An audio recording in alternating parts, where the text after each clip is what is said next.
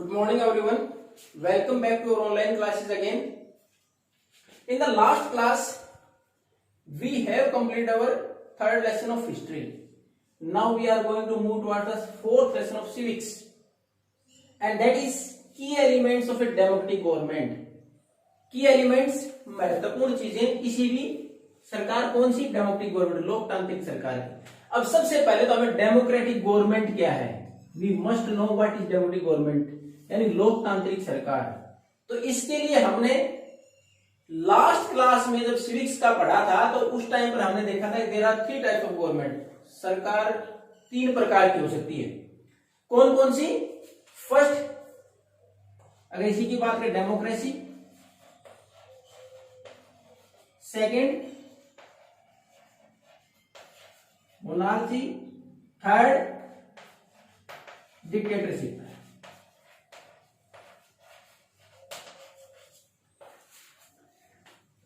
When we are going through the key elements of a democratic government, first of all we must know what are the different forms of the government. जब हम किसी सरकार के बारे में पढ़े उसकी महत्वपूर्ण चीजें क्या, उससे पहले ये तो पता हो कि है क्या।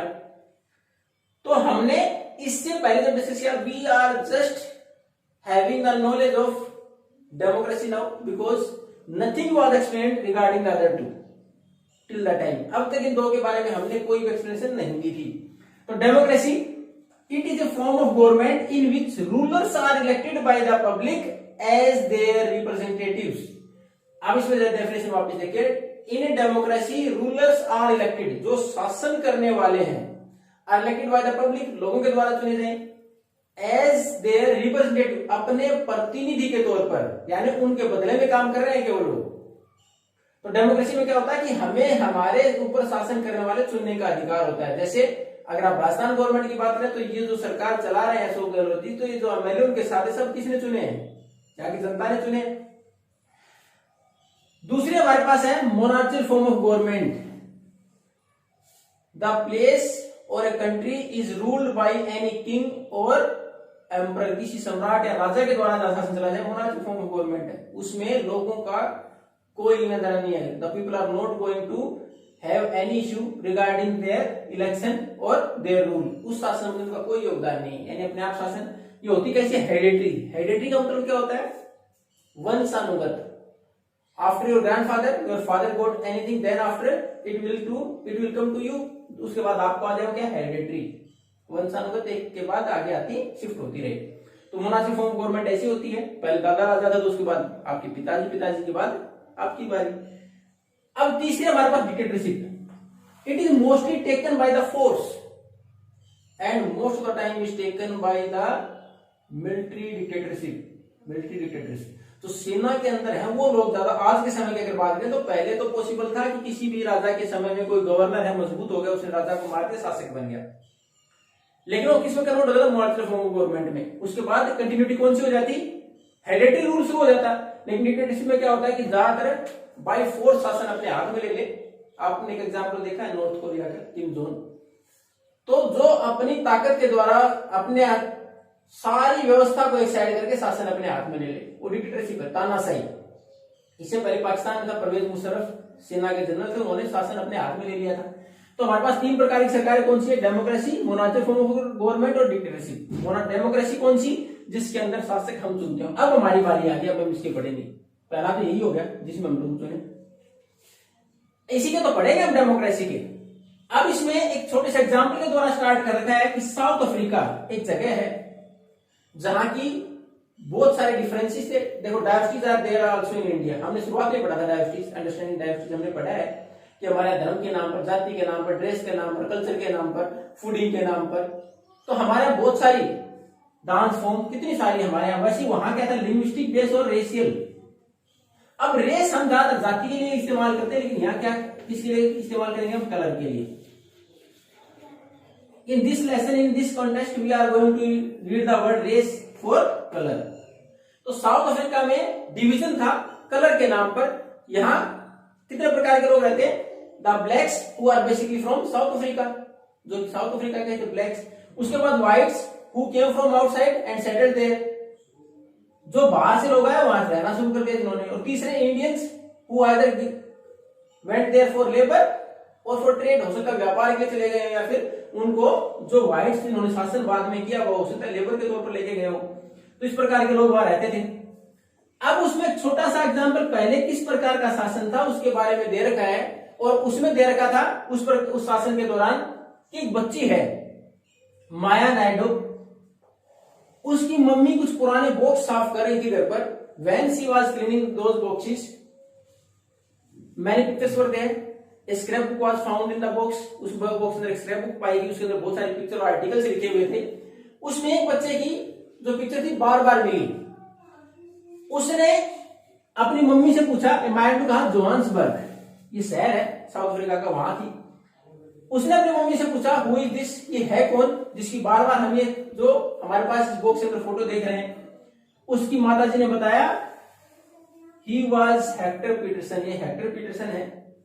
He was so dead by the south African police, south African police ने उसको गोली मार दी थी। अब उसका आश्चर्य हुआ कि क्यों, बच्ची उसने आगे क्वेश्चन पूछना शुरू किया कि ऐसा क्यों। तो उसके बाद उसकी माताजी ने बताया कि in the past our South Africa was ruled by the apartheid laws. अब देखो वर्ड आया अपार्ट, रेशियल डिस्क्रिमिनेशन, इसका मतलब होता है racial discrimination, description by base of race की, और मैंने रेस यहां बताया किसके बेस पर, कलर। अगर आप डिक्शनरी में देखेंगे तो इसका मिलेगा जाति, लेकिन यहां कलर के बेस पर, यानी वहां डिवीजन किसके आधार पर था, कलर के आधार पर था। उसमें हमने पहले ही पढ़ा ब्लैक साउथ अफ्रीका के natives, whites who came from outside and settled there, Indians जो हमारे यहां बाहर से चले गए, उसी प्रकार कलर्ड जिनका रंग उनसे मैच नहीं करता था बाकी से, उनको कलर्ड नाम दे दिया गया। और इनके लिए नियम भी अलग अलग बना दिए गए। They can't mingle with each other, एक दूसरे से मिक्स नहीं हो सकते, एक दूसरे के साथ नहीं रह सकते थे, अलग अलग इलाके डिवाइड कर दिए गए। फैसिलिटीज का डिवीजन कर दिया गया, कहां अच्छी फैसिलिटीज होंगी कहां नहीं, यहां तक कि हॉस्पिटल्स भी अलग होते थे, एम्बुलेंस भी अलग होती थी, एम्बुलेंस सर्विसेज भी अलग थी। एम्बुलेंस सर्विसेज में जो व्हाइट्स के लिए होती थी, it is well furnished with all the facilities, कि रास्ते में अगर कोई प्रॉब्लम हो जाए सांस वगैरह की, उससे संबंधित फैसिलिटीज हैं या फर्स्ट एड की फैसिलिटीज है, जबकि ब्लैक्स के लिए और कलर्ड के लिए ऐसी कोई फैसिलिटी नहीं होती थी एम्बुलेंस के अंदर। उसके बाद फर्टाइल लैंड है, उसके ऊपर भी किसका कब्जा, व्हाइट्स का, यानी अच्छी जमीन उसके ऊपर तो व्हाइट्स शासन करते हैं, और बाकी जो नॉन फर्टाइल होती उसके ऊपर जो बाकी लोग, the worst man land of the country was given to the non whites, उनको दी जाती। तो इस प्रकार उनके साथ हर जगह भेदभाव होता था, यहां तक कि there is separate facility of bus and train, एक ही बस में 7 सफर या एक ट्रेन में 7 सफर नहीं कर सकते, यहां तक कि the stoppage of bus and train, station वो भी बस स्टॉप अलग बना दी गई, यानी बस के आने जाने की व्यवस्था भी अलग कर दी गई कि ब्लैक्स के लिए बसें कहां रुकेंगी और व्हाइट्स के लिए कहां रुकेंगी, और एक बस में दोनों साथ सफर नहीं कर सकते थे। They can't travel with each other, साथ ट्रेवल नहीं कर सकते थे।